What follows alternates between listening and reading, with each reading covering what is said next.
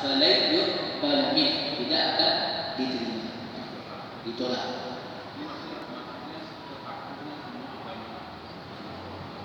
Ya, agama sebelumnya dihapus, tidak lagi menjadi agama samawi dengan ayat ini. Maka sebagaimana kita sebutkan dalam hadis itu, orang ahlul kitab kalau dia masuk Islam itu pahalanya 2 kali.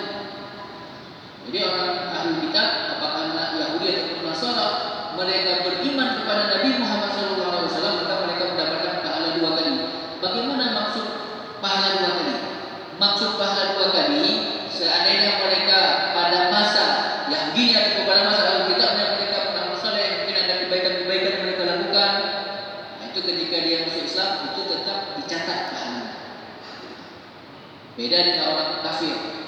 Orang kafir yang mereka orang syirik, ketika dia masuk Islam itu terhapus semuanya yang sebelumnya. Berarti baru diberikan pahala kapan? Setelah dia masuk Islam. Sedangkan orang ahli kitab, amal solehnya tetap dianggap, amal buruknya dihapus. Jadi amal soleh mereka